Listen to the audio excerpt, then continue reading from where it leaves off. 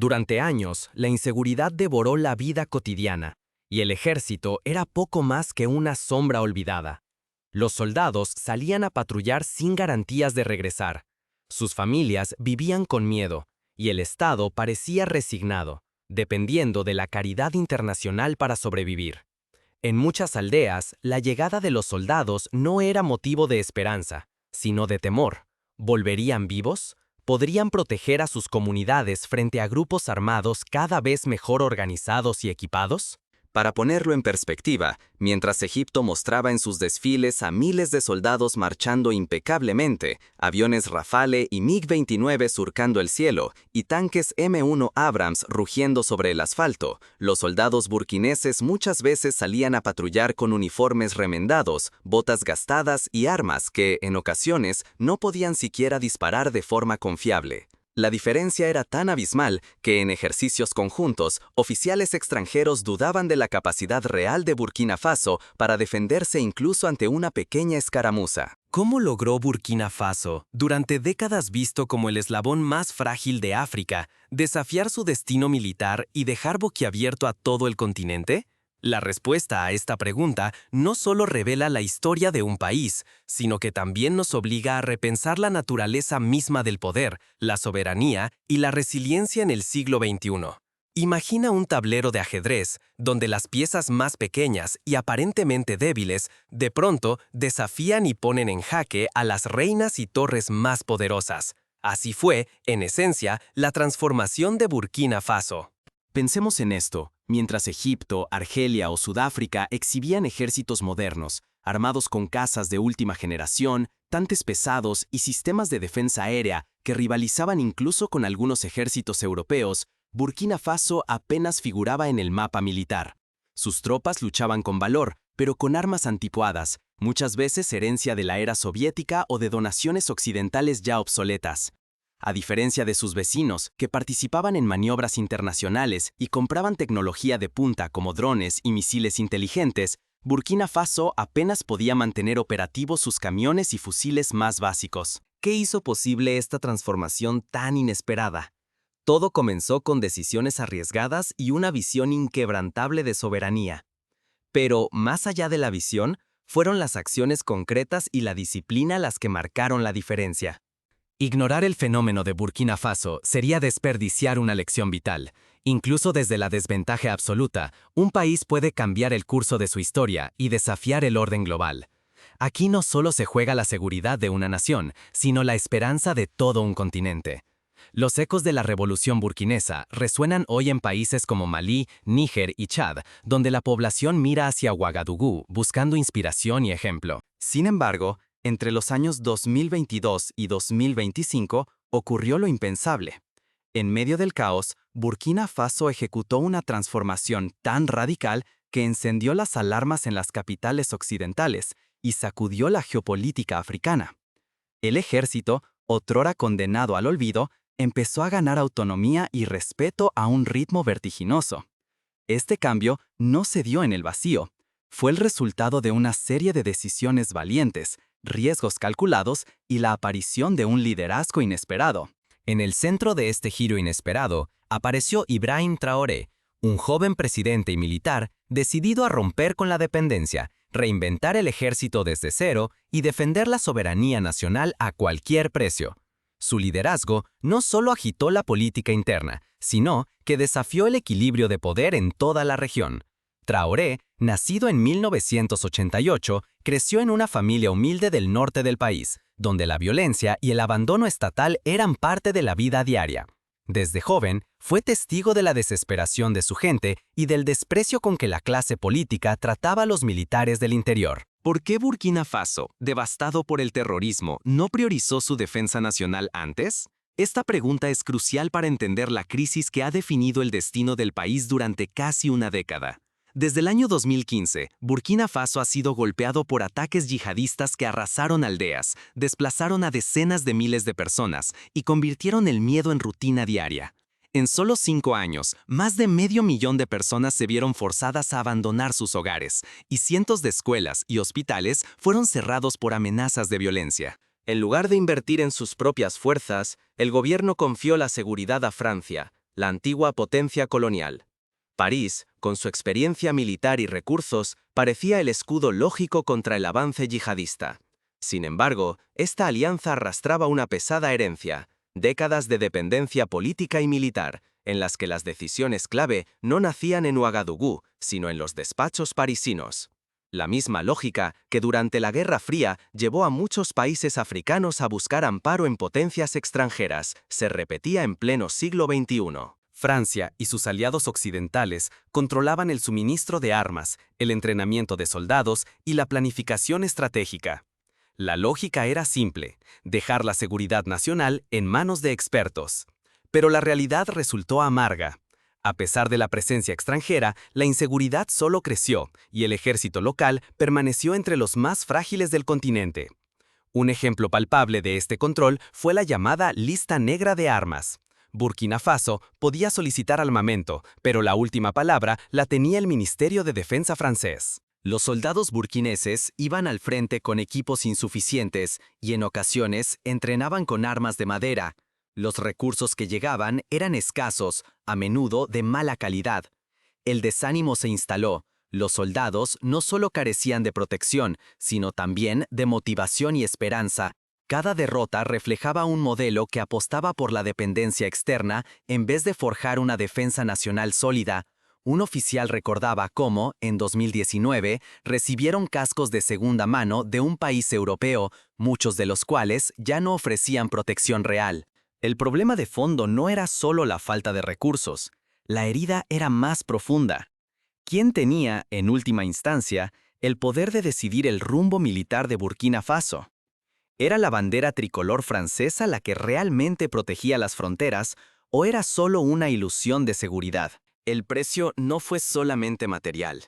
Al entregar su seguridad a manos ajenas, Burkina Faso perdió parte de su control, su dignidad y, sobre todo, la confianza de su pueblo en la capacidad estatal. Cuando una nación no controla ni siquiera sus propias fuerzas armadas, la soberanía se vuelve una palabra vacía. La vida cotidiana se transforma en una apuesta peligrosa. El rumor de que Francia decide quién vive y quién muere en Burkina Faso se convirtió en un mantra pesimista entre los ciudadanos. Pero todo eso estaba a punto de cambiar. Una nueva figura emergía, decidido a romper con el pasado y recuperar el control perdido. Ibrahim Traoré, al igual que Thomas Sankara en los años 80, entendió que la independencia real no se negocia, se conquista. Sankara, apodado el Che Guevara africano, también desafió la injerencia extranjera, aunque fue derrocado y asesinado. Traoré aprendió de su ejemplo, pero aplicó una estrategia mucho más pragmática. ¿Alguna vez te has preguntado por qué Burkina Faso parecía condenado a perder su guerra? No fue solo falta de recursos. Los supuestos aliados no solo no ayudaban, sino que activamente impedían que el país se defendiera. El bloqueo impuesto desde el exterior puso en jaque la supervivencia de una nación entera. Ejemplos históricos abundan. En la guerra civil nigeriana, la falta de apoyo internacional y los embargos de armas costaron decenas de miles de vidas. Los soldados de Burkina Faso se entrenaban con réplicas de madera en vez de fusiles reales. Sus uniformes, viejos y raídos, eran evidencia de años de abandono y desinterés. La moral caía en picada. Los militares marchaban al frente con miedo y resignación, sabiendo que sus vidas valían menos que una sola arma funcional.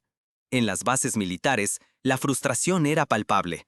Muchos oficiales jóvenes consideraban dejar el ejército o incluso emigrar. Durante décadas, Francia mantuvo un férreo control sobre la compra de armas para el ejército burkinés. No solo decidía el origen del armamento, sino incluso el tipo y la cantidad permitida. El resultado era catastrófico. Equipos costosos, obsoletos y frecuentemente inservibles, que llegaban tarde y en cantidades mínimas, incapaces de cambiar el curso de la batalla. Un caso reportado en 2020 relata cómo 20 vehículos blindados adquiridos por el Estado, tras meses de negociación, llegaron sin piezas de repuesto y fueron inutilizables en menos de 6 meses. Pero el sabotaje venía de más lugares. Estados Unidos, empujado por sus propios intereses y bajo presión internacional, bloqueó la adquisición de armas modernas, exigiendo cambios políticos a cambio de dejarles protegerse. El mensaje era brutalmente claro: entrega tu soberanía o enfréntate desarmado a la amenaza. Este tipo de chantaje no es nuevo. Durante el conflicto angoleño en los años 80, Estados Unidos bloqueó la entrega de armas a menos que el gobierno aceptara reformas políticas y la presencia de observadores internacionales. Occidente vigilaba cada movimiento, mientras los insurgentes armados con tecnología avanzada arrasaban posiciones. Grupos extremistas obtenían material moderno fácilmente, mientras los burkineses recibían solo promesas vacías y equipos defectuosos. Así, Burkina Faso quedó atrapado, sin libertad para decidir cómo defenderse ni medios para proteger a su pueblo. La paradoja era cruel. El Estado burkinés, supuestamente protegido por la comunidad internacional, veía cómo los atacantes llegaban al campo de batalla con armamento superior. En este escenario, la soberanía misma estaba en peligro. Un Estado incapaz de protegerse no es más que un peón en manos de potencias lejanas, obligado a pedir permiso para cada paso. La vida de la gente, el futuro de un país entero, dependía de decisiones tomadas a miles de kilómetros de distancia. En palabras de un analista africano, Burkina Faso era un rehén diplomático, sin derecho a decidir ni siquiera sobre la vida de sus ciudadanos. Era una trampa mortal, donde Burkina Faso siempre perdía. Pero justo cuando la esperanza parecía acabarse, una figura emergió con una nueva visión: Ibrahim Traoré, y una estrategia que prometía romper el ciclo de dependencia y resignación. Traoré no solo cambió las reglas del juego, sino que inspiró a toda una generación de líderes africanos a buscar alternativas fuera de los esquemas tradicionales. La llegada de Traoré marcó un punto de inflexión. ¿Qué hizo diferente y cómo logró desafiar a las potencias que habían controlado el destino de Burkina Faso durante tanto tiempo? Su primera gran lección: no hay amigos eternos en la política internacional, solo intereses. Acorralado por el aislamiento internacional, Traoré apostó por una jugada audaz: romper con las viejas ataduras y tejer alianzas inesperadas, incluso incómodas para Occidente. La historia está llena de líderes que, ante la adversidad, buscaron alianzas poco convencionales. Nasser en Egipto recurrió a la Unión Soviética en los años 50 cuando Occidente le negó ayuda para construir la presa de Asuán. Traoré, aprendiendo de estos precedentes, decidió abrir nuevas puertas. La primera decisión fue contundente. Expulsó a las fuerzas francesas con un mensaje inequívoco: Burkina Faso ya no aceptaría tutelajes ni imposiciones disfrazadas de ayuda. Pero quedarse aislado habría sido suicida, así que la diplomacia burkinabesa se movió con rapidez. Tendió la mano a China, Rusia, Irán y Turquía, abriendo una nueva era de alianzas estratégicas. Este giro diplomático fue tan radical que la prensa internacional lo comparó con la revolución de alianzas experimentada por Vietnam tras la guerra contra Estados Unidos. La recompensa llegó pronto. Desde China y Rusia aterrizaron vehículos blindados con tecnología de punta, morteros autopropulsados y sistemas de cohetes capaces de rivalizar con cualquier grupo armado en la región. El ejército, antes limitado a fusiles gastados y viejos uniformes, empezó a recibir equipamiento que transformó por completo la moral y las tácticas. Por ejemplo, en 2023, el ejército burkinés desplegó por primera vez vehículos Tiger chinos y lanzacohetes Grad rusos que permitieron recuperar territorios claves en el norte. La cooperación con Turquía llevó el cambio aún más lejos. Campañas ciudadanas recaudaron fondos para comprar drones Bayraktar, los mismos que han cambiado el destino de guerras en otros continentes. Por primera vez, Burkina Faso podía vigilar y atacar posiciones enemigas con precisión milimétrica, alterando las reglas del combate y devolviendo a la población la sensación de tener el control de su propio destino.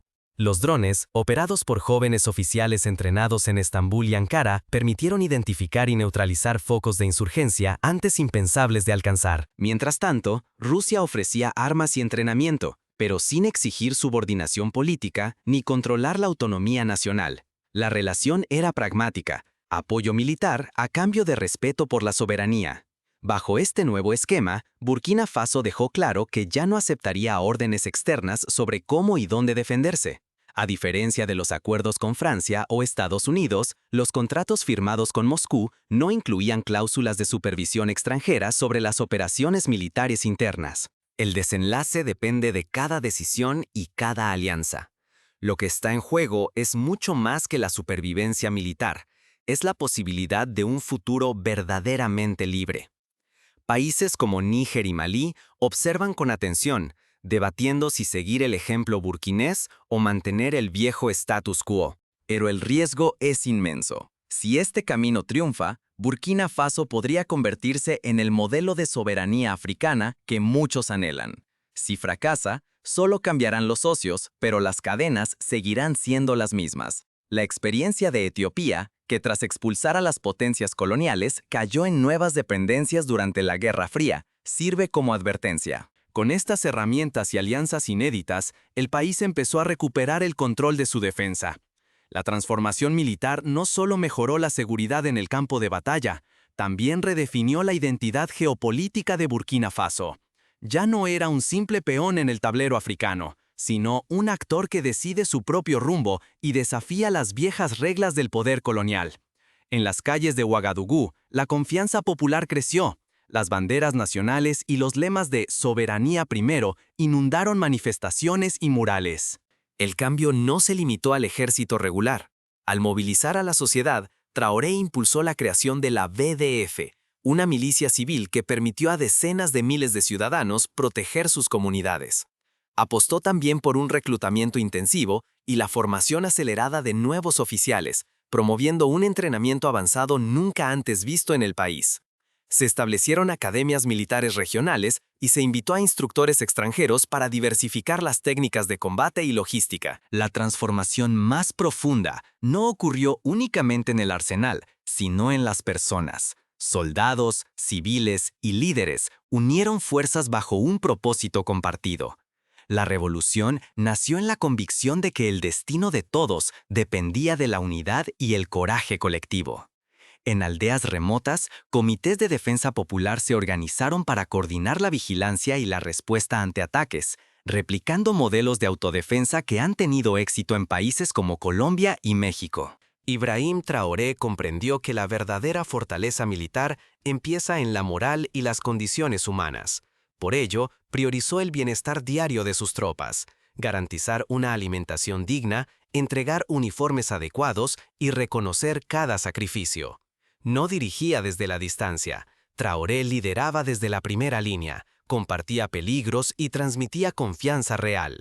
En varias ocasiones fue visto junto a sus soldados en el frente, compartiendo raciones y escuchando directamente las necesidades del personal.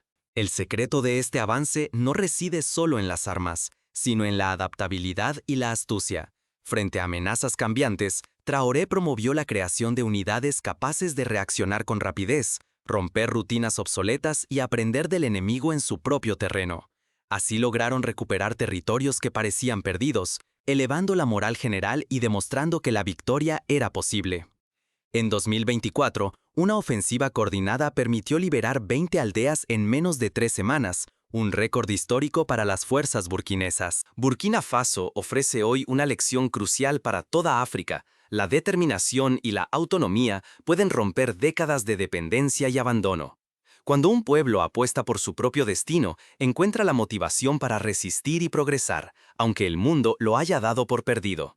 Las palabras del expresidente ganés Kwame Nkrumah resuenan. La independencia política es solo el primer paso. La verdadera emancipación llega cuando controlamos nuestros propios recursos y seguridad. Pero esta transformación no estuvo exenta de desafíos. Las amenazas externas e internas pusieron a prueba cada avance logrado. Los grupos yihadistas, lejos de rendirse, adaptaron sus tácticas, recurriendo a la guerra de guerrillas y a la desinformación. Al mismo tiempo, potencias extranjeras intentaron sabotear los nuevos acuerdos de Burkina Faso, presionando a los países aliados para limitar el apoyo militar y diplomático. Ignorar este ejemplo sería condenar a otros países africanos a repetir los mismos errores, perpetuando la debilidad y la sumisión.